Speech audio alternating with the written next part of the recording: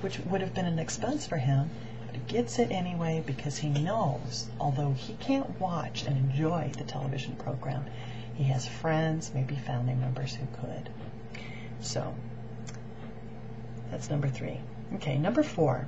How would you describe the theme of Cathedral? Now, a theme, here you can draw on several different ideas that are expressed in the story, and you can also express those ideas in numerous ways. It can be everything from a cliche to a very original statement. Don't judge a book by its cover. That's the cliche.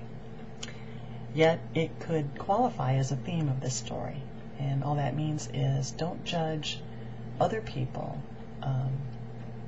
by the way that they look, by your initial perceptions of them. See, and this is one of the things that gives blind people an advantage. We, as seeing people, what we see when we first meet a person is everything on the external, everything that can provide us with reason not to like another person.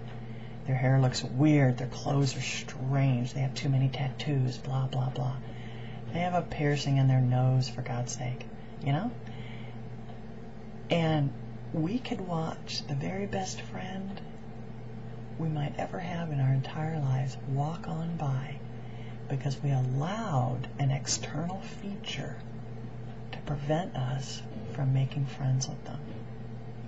And this is a problem that blind people don't have. They don't have the initial bias or prejudice that sighted people have when they meet somebody. They hear a voice, they're practically ushered straight into a person's emotions and mind without any of that external resistance. There's a movie that I would encourage you to see. It's called Mask. It's not called The Mask, starring Jim Carrey as this strange guy painted in green. It's called Mask, and it's a true story of a I think it was a teenage boy who had a disease that made the bones of his face grow larger than they should be. So when you see him in the film, his face is kind of shaped like a rectangle. I'm sorry. So it's and he looks like he has a mask on his face. But in spite of his handicap, and it's a handicap that can have very devastating effects, and it does give him horrible headaches. But in spite of his handicap, he's very well adjusted. And it's been years since I've seen the film, so everything I'm saying could be a little off. But as best I can remember, part of the story is he moves to a new area and he begins a new school. So he first walks in and everyone's looking at him, looking at his strange face, and a few people make inappropriate comments, but he jokes around and he ends up winning friends because he is so he doesn't crumble and he doesn't take what they're saying seriously. Instead, he learns ways of talking that circumvent the situation, that overcome it. So anyway, he has a very strange family. It's a biker kind of gang.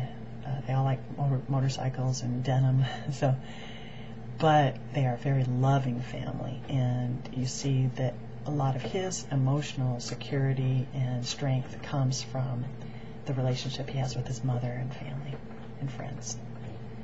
So anyway, there's a point in the story where this young man becomes a counselor at a camp for handicapped children, and another counselor at the camp is a blind woman, played by, I think, Laura Dern or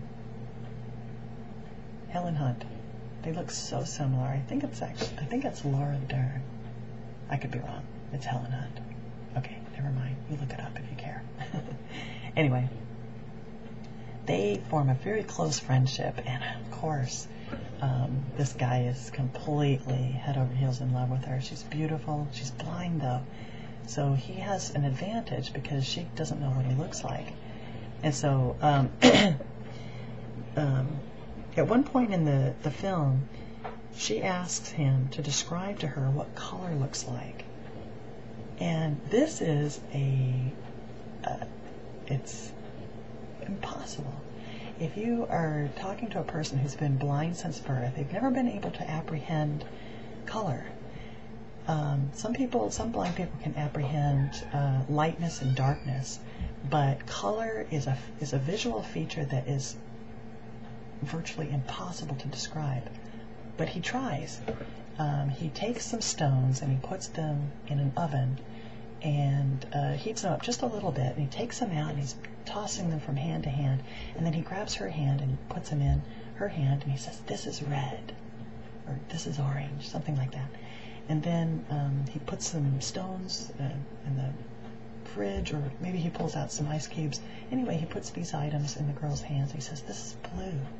He grabs some cotton balls and puts them in her hands, says, "These are fluffy clouds." Anyway, he's trying the best he can to take something that can be apprehended tactily and use that knowledge to apply it to color. So, at any rate, as the story goes along, she wants to see him, so she asks to touch his face. This is one of the more moving points in the film, when she reaches out her hand and he grabs her hand and says no, because he really is embarrassed. He doesn't want her to be able to see how different his face is from other people's faces that she's touched. But eventually he lets her do that, and he says, "What do you think?" And she says, "You're beautiful."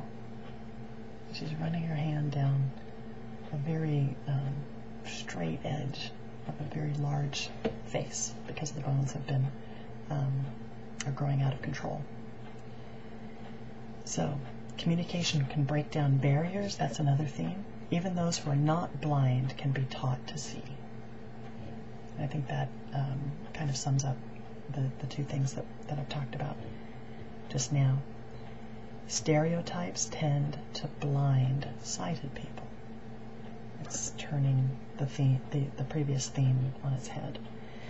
So I'm sure that in reading this story you'll come up with some other central ideas that the story is trying to represent, that the story is trying to get across. But and if you've come up with something very unique, I'd like to hear about it. Email me, let me know.